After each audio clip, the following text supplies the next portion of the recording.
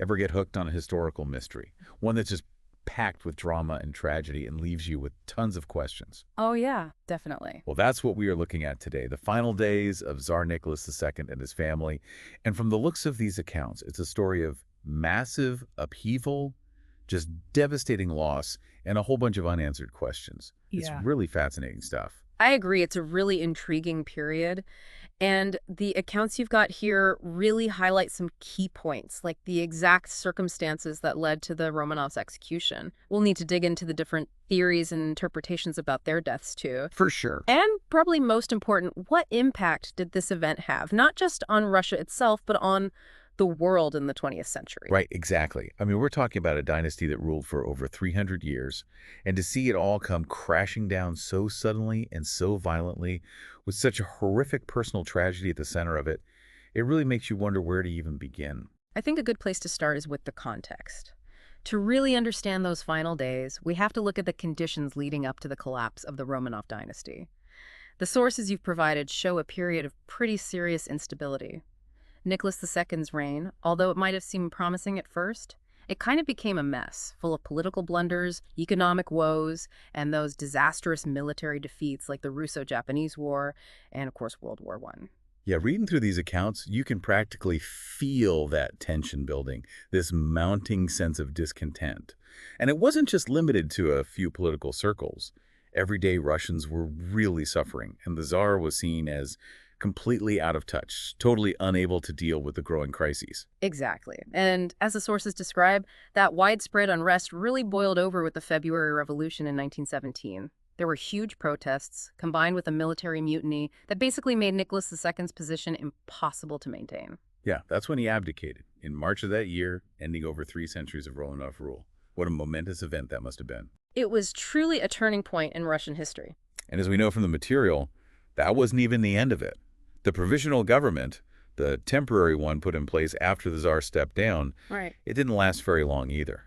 That's what paved the way for the Bolsheviks in October 1917, when Lenin and his radical socialist faction seized power. Right, and things took a very dark turn for the Tsar and his family at that point. They were imprisoned by the Bolsheviks. The material really highlights this very sad, grim descent into captivity for them.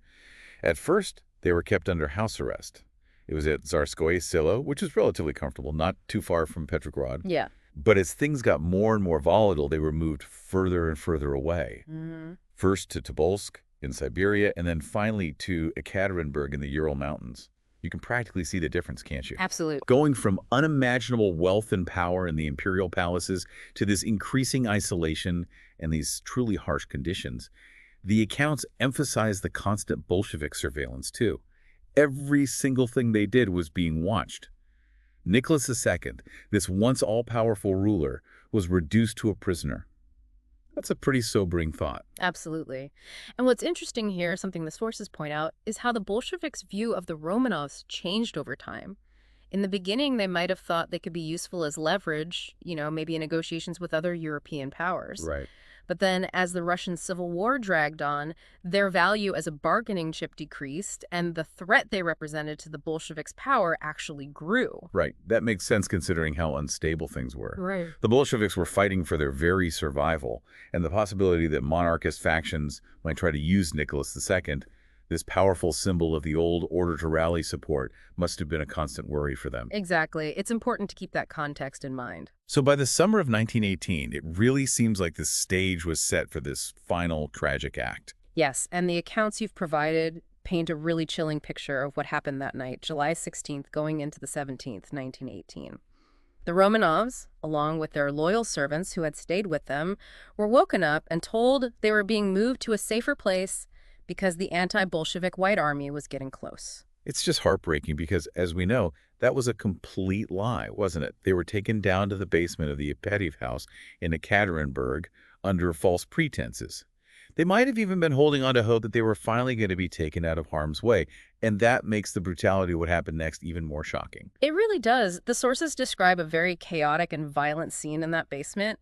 The Bolshevik guards just started shooting without much warning. What's really striking in these accounts is just how brutal and cold-blooded the execution was. It wasn't quick or clean at all. Not at all. We read that Tsarina Alexandra, who was so devoted to her family, she was reportedly the last one to die. And then there's the story of Tsarevich Alexei, the young heir to the throne. He had hemophilia. Yeah. Apparently, they had sewn jewels into his clothes to try and protect him, but those jewels might have deflected some of the bullets, which means his suffering would have been prolonged. It's just a terrible thing to imagine. And the sources talk about how the family members instinctively tried to shield each other in those final moments, which likely added to the chaos and the length of the ordeal. Yeah. It's a testament to the strong bonds they had, even in the face of such unimaginable terror. It's truly horrific. Yeah. And what happened after, as described in the sources, was just as disturbing. The bodies were moved quickly, and they tried to hide them in a remote area. There was clearly a deliberate effort to keep the execution secret from the world for as long as possible. Right. And that secrecy surrounding the burial really fueled so much speculation and all those conspiracy theories that the sources mention. Yeah. One of the biggest and most debated questions, of course, is how involved was Lenin in the decision to execute the Romanovs? Right. For years, the official Soviet line was that the decision was made locally by the Bolsheviks in Ekaterinburg, maybe acting without direct orders from Moscow. But as these sources show, a lot of historians still question whether Lenin himself actually gave the order or at least approved it. It's still a huge topic of debate. It is. And then there's the question of Yakov Yurovsky, the commander of the execution squad. The sources clearly state that he was the one who orchestrated and carried out the killings. But what were his motivations? Was it purely a sense of revolutionary duty, or was there something more to it? Personal animosity. Maybe he was trying to hide his connections to people who were sympathetic to the Romanovs. It's a very unsettling aspect of the whole tragedy. And then there are even some more out there theories mentioned in the sources involving foreign powers like Britain and Germany. The idea is that they might have directly interfered or maybe encouraged the Bolsheviks to get rid of the Tsar. Those theories are out there, though, as the sources point out. There's no real proof. Right. They're mostly speculation. But if we step back and look at the bigger picture, the execution of the Romanovs undoubtedly marked the end of the Russian Empire, an empire that had lasted for centuries. It was the beginning of the Soviet era under the Bolsheviks, a real turning point, a complete break with the old ways of doing things. Absolutely. And as the sources highlight, the way people viewed the Romanovs in Russia after the revolution was very divided. Yeah. The Bolsheviks saw them as symbols of oppression and everything wrong with the old regime. Yeah. But to the monarchists and many ordinary Russians, they represented something else entirely, like the lost glory of the old Russian state. There were even attempts, although they failed, to bring back the monarchy. Right. And that divide is even more obvious when you consider the whole issue of the Romanovs being declared saints. The Russian Orthodox Church outside Russia made them martyrs, which was a really controversial move. In Russia itself, there are still very different opinions about them. Were they really holy martyrs, or were they just figureheads of a flawed system that was bound to fail? It makes you think about how history and faith can sometimes be at odds with each other. Definitely. And then there's the whole mystery of what happened to their remains. In 1979, a mass grave was found in Ekaterinburg, but the Russian government didn't acknowledge it until much later, in 2007. Right. And then there was the DNA testing in the early 1990s that confirmed the identities of most of the remains. But the thing that really captured the public imagination for all those years was the mystery surrounding Anastasia. All those rumors and women claiming to be the Grand Duchess who had somehow survived. Yeah, the Anastasia mystery is a really captivating part of this story. For decades, people held on to that hope that maybe, just maybe, one of the Tsar's children had escaped. But that DNA confirmation in 2007 put that theory to rest. Sadly, Anastasia died with the rest of her family in that basement. It's a sad ending to a very tragic story. And I think what really stands out from all these accounts is just how tragic and mysterious the Romanovs' final days were. It's something that people are still fascinated by today. I agree. We've gone over how this dynasty, which had ruled for centuries, came to such a sudden and violent end during a time of revolution. We talked about the lingering questions of who's responsible for the executions and why they did it.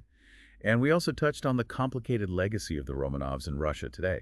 For some, they're revered figures, and for others, they represent a path that's best forgotten. Exactly. And it makes you think about the impact of events like this.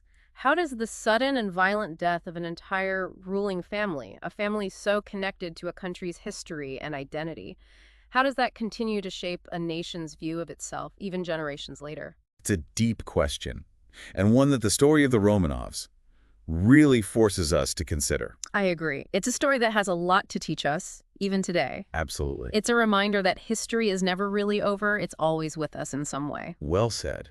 And on that note, we'll leave you to ponder those questions. Thanks for joining us for this deep dive. It's been a pleasure. Until next